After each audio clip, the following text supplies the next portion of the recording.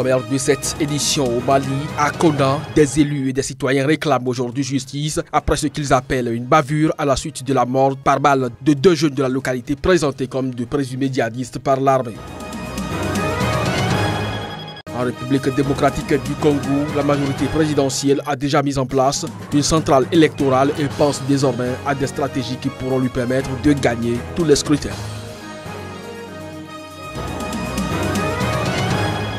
À 2 jours d'une nouvelle grande manifestation de l'opposition au Venezuela, Nicolás Maduro a reçu lundi le soutien inconditionnel de l'armée, acteur incontournable du jeu politique dans ce pays en crise politique et économique.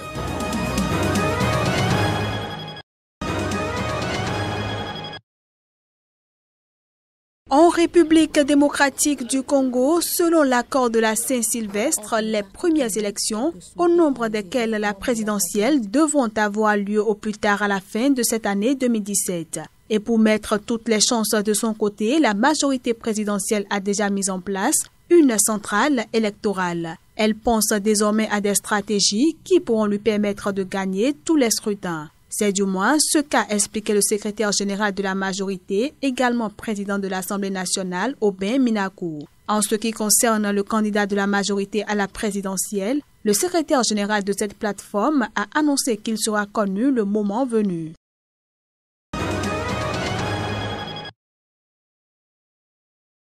Recherché par la République démocratique du Congo, le pasteur Joseph Mukungubila, qui se fait appeler prophète de l'Éternel, a obtenu l'asile politique en Afrique du Sud, et ce, alors que ses demandes d'asile politique avaient jusque-là toujours été refusées. Et selon son porte-parole, Charlie Mengiedi, il a obtenu l'asile suite à une décision rendue le 30 mars dernier. Chef de l'Église du Seigneur Jésus-Christ, Joseph Mukungubila est accusé par les autorités de Kinshasa d'être le cerveau d'attaque coordonné ayant visé le 30 décembre 2013 plusieurs points stratégiques de la capitale congolaise ainsi que des villes du sud et de l'est du pays.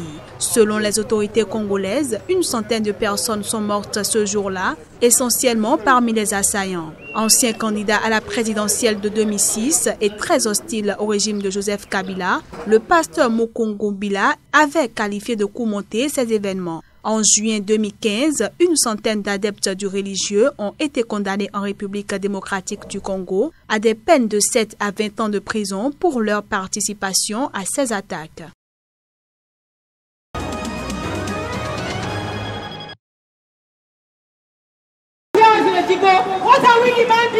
Enlèvement des lycéennes de Chibok par Boko Haram dans le nord-est du Nigeria. 3 ans après, la douleur est toujours vive. Plusieurs rassemblements se sont déroulés vendredi pour ne pas oublier les quelques 200 victimes. Cette journée de recueillement s'est ouverte à Abuja par une demande des mères des jeunes filles. Meurtries comme au premier jour, elle demande aux autorités d'agir pour la libération des 195 jeunes filles toujours aux mains du groupe djihadiste. Face aux critiques d'inaction, le président Muhammadu Buhari a assuré jeudi que le gouvernement était déterminé à assurer leur libération et de ceux enrôlés de force. En octobre 2016, 21 jeunes filles ont été libérées, pour certaines avec des enfants nés en captivité, après des négociations entre Boko Haram et le gouvernement. 3 autres ont été retrouvées dans les environs de la forêt de Sambisa, fief de la faction de Boko Haram, dirigée par Aboubakar Shekau. Cette semaine, l'UNICEF a également dénoncé la mise en détention de centaines d'enfants par l'armée qui les interroge sur Boko Haram et leur affiliation présumée avec les djihadistes.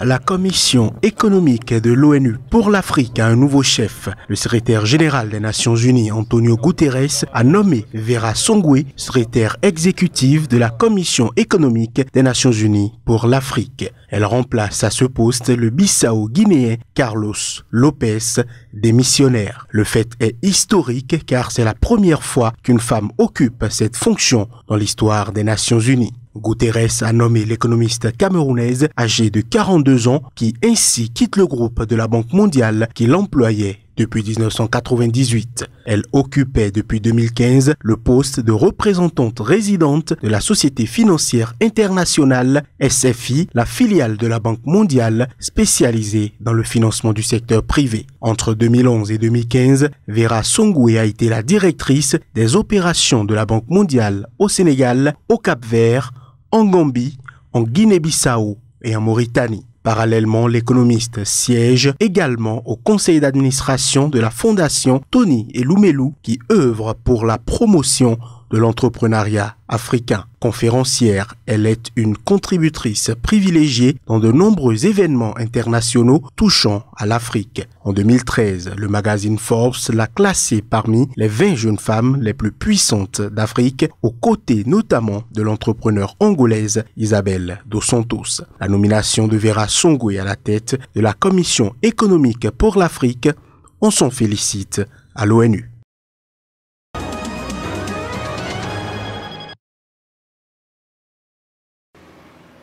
La sécurité des personnes et des biens reste un des défis prioritaires que doit relever le gouvernement malien. Ce dernier doit en effet réinstaurer la confiance entre les populations et les forces de défense et de sécurité, notamment à Kona, une localité du centre du Mali, où des élus et des citoyens réclament aujourd'hui justice après ce qu'ils appellent une bavure dont ils ont été témoins.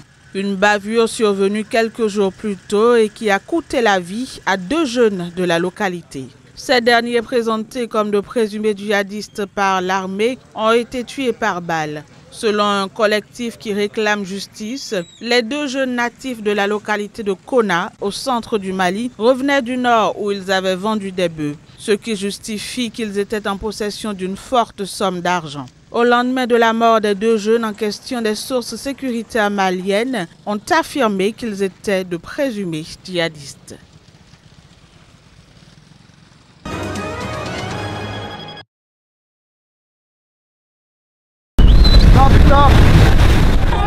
La journée du lundi a été des plus calmes en Méditerranée. Le mauvais temps a empêché de nouveaux départs de migrants depuis les côtes libyennes. Le week-end de Pâques, 8500 personnes ont été secourues, mais 13 d'entre elles n'ont pu être secourues, dont un garçon de 8 ans retrouvé mort sur une de ces embarcations de fortune. Le beau temps qui a rayé sur cette partie de la Méditerranée entre vendredi et dimanche a favorisé l'activité des passeurs. De nombreux migrants meurent étouffés ou noyés tant les embarcations sont surchargées par les passeurs. Quelques 27 000 migrants provenant essentiellement d'Afrique subsaharienne ont déjà débarqué sur les côtes italiennes depuis le début de l'année, selon des chiffres du Haut Commissariat de l'ONU aux réfugiés, ne prenant toutefois pas en compte les 8500 arrivées de ces 3 derniers jours, ce qui représente une hausse de plus de 30% par rapport à la même période l'an dernier.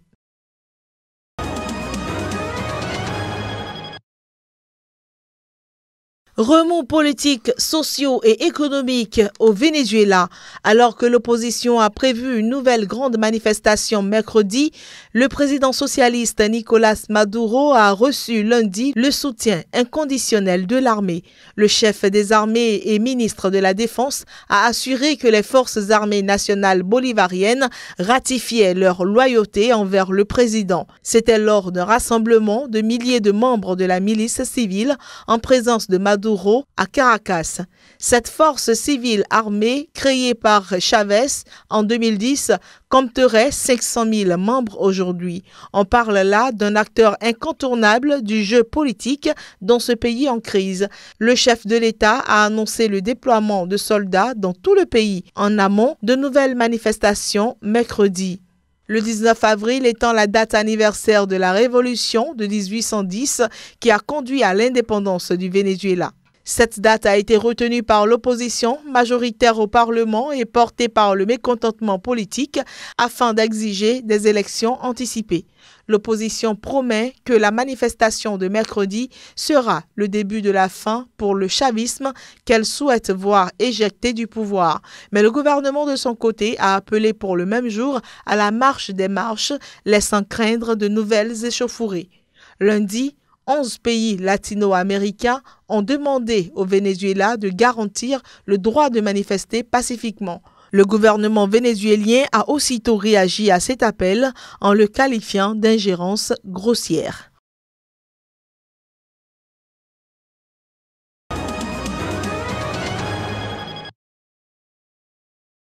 La bataille en Thaïlande pour ramener la ville de Pattaya sur le droit chemin se heurte à de la résistance.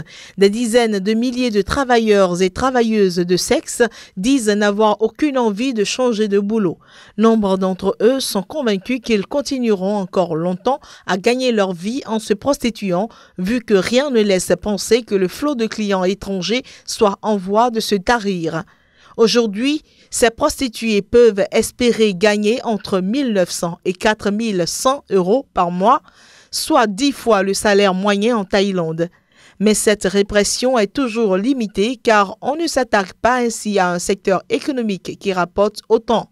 Les prostituées sont loin d'être les seules à gagner leur vie de leur activité, qui a aussi la vache à lait, des patrons de bars et des salons de massage, des taxis, des mafias.